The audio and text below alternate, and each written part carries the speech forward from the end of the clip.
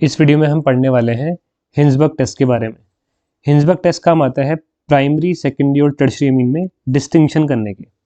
अब इस पूरे टॉपिक में आपको एक ही बात याद रखनी है, वो है हिंसबर्ग रिएजेंट का फॉर्मूला। हिंसबर्ग रिएजेंट क्या होता है? Benzene, sulphonyl, chloride. तो यहाँ पर क्या होता है, एक बेंजीन रिंग होती है, उस पर लगा होता है सल्फोनिल ग्रुप जो कि है SO2, और यहाँ पर लगा होता है क्लोराइड। तो बेंजीन, सल्फोनिल, क्लोराइड। आप चाहे तो इसको ऐसे भी याद रख सकते हैं, बेंजीन को आप PH लिख लेना, आपको ऐसा फुल फॉर्म लिखना ज़रूरी नहीं है पूरा, और ये SO2 को लिख लो यहाँ पर, और ये क्लोराइड। तो ये भी आपका हिंसबर्ग रिएजेंट ही है। तो बस इसका फॉर्मूला ध्यान रखना है, हिंसबर्ग रिएजेंट होता है बेंजीन होता है, सल्फोनिल ग्रुप होता है और एक क्लोराइड होता है। अब यहाँ पर हम रिएक्शन कराएंगे इसकी प्राइमरी, सेकेंडरी और टर्शियरी अमीन से। सबसे पहले यहाँ पर हो गया हमारा हिंसबर्ग रिएजेंट, यहाँ पर हमारा है प्राइमरी अमीन। अब आपको करना क्या है यहाँ पर कि यहाँ पर एमीन का एक हाइड्रोजन बाहर निकाल के रखना है यहाँ पर, और ये हमारा हो गया पहला वाला, ये हो गया हिंसबर्ग रिएजेंट। तो हिंसबर्ग रिएजेंट की क्लोराइड जाएगी और एमीन की हाइड्रोजन जाएगी, और यहाँ पर बाय प्रोडक्ट हमारा निकल जाएगा HCl, और बाकी पूरा स्ट्रक्चर जोड़ दो तो PH, SO2 और यहाँ पर Cl चला गया, तो यहाँ पर HNR। अब जो यहाँ पर प्रोडक्ट बना है यहाँ पर, ये एसिडिक है नेचर में, ठीक है, क्योंकि इसके पास ये N पे जो लगी हुई हाइड्रोजन है वो एसिडिक है। तो इसी एसिडिक हाइड्रोजन की प्रेजेंस की वजह से ये नेचर में एसिडिक है, और क्योंकि ये एसिड है इस वजह से ये बेस में सॉल्युबल है, तो उसको हम लिख देंगे बेस सॉल्युबल या एल्कली सॉल्युबल, क्योंकि खुद कैसा है नेचर में एसिडिक है। क्यों है नेचर में एसिडिक?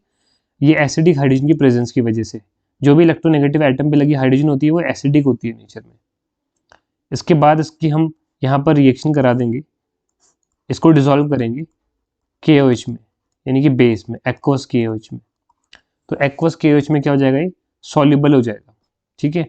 तो यहाँ पर जो प्रोडक्ट होगा यहाँ पर, ये क्या होगा, सॉल्युबल इन, इसका अगर हमें लिखना होगा फॉर्मूला तो यहाँ पर एसिड बेस की रिएक्शन से सॉल्ट बन जाएगा। यहाँ पर ये हमारा क्या हो गया, एसिडिक नेचर में हो गया, और ये कैसा हो गया, बेसिक। तो बेस की OH जाएगी और एसिड की H जाएगी, और HOH यहाँ पर क्या निकल जाएगा, H2O निकल जाएगा। और जहाँ से ये H गया है, यानी कि ये H जहाँ से जाएगा वहाँ पे क्या आ जाएगा, ये K आ जाएगा। तो यहाँ पर बनेगा PH, SO2, इसको पूरा चाहे तो हम ऐसे लिख सकते हैं, देखो NR, और यहाँ पर क्या जाएगा नेगेटिव, तो इस पे K पे पॉजिटिव। ये सॉल्ट बन गया एक टाइप से एसिड बेस के रिएक्शन से। उसके बाद यहाँ पर हम सेकेंडरी अमीन के रिएक्शन कराएंगे। अब यहाँ पर क्या होगा, हिंसबर्ग रिएजेंट का Cl जाएगा और एमीन का यहाँ पर हाइड्रोजन जाएगा, तो यहाँ पर HCl बाई प्रोडक्ट निकल जाएगा। तो यहाँ पर बनेगा PH, SO2 और NR2।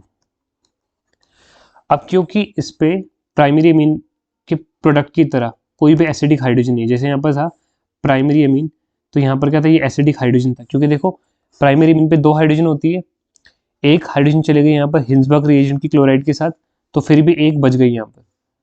लेकिन क्योंकि यहाँ पर सेकेंडरी अमीन जो है यहाँ पर, ये इस पे एक ही हाइड्रोजन थी और वो चली गई क्लोराइड के साथ, तो अब इसके पास देखो एक भी हाइड्रोजन ही बची हुई है, और क्योंकि इसके पास हाइड्रोजन नहीं है, एसिडिक हाइड्रोजन नहीं है, तो ये नेचर में एसिडिक भी नहीं है। तो ये एसिडिक नहीं है, तो ये जो बेस है उसमें इनसॉल्युबल होगा, तो ये होगा हमारा बेस इनसॉल्युबल। तो जब इसको हम KOH में डिसॉल्व करेंगे, एक्वस KOH में, तो यहाँ पर कोई प्रोडक्ट नहीं बनेगा हमारा, मतलब कि KOH में डिसॉल्व नहीं होगा। उसके बाद यहाँ पर है टर्शियरी अमीन, तो यहाँ पर 3 डिग्री अमीन है, यहाँ पर नाइट्रोजन पे 3 एल्काइल ग्रुप लगे हुए हैं। अब ये हिंसबर्ग रिएजेंट के साथ रिएक्शन करने के लिए कम से कम एटलीस्ट इसके पास एक हाइड्रोजन तो होनी चाहिए, लेकिन क्योंकि इसके पास एक भी हाइड्रोजन नहीं है, तो यहाँ पर ये कोई रिएक्शन नहीं दिखाएगा, तो यहाँ पर हमें कोई भी प्रोडक्ट नहीं मिलेगा।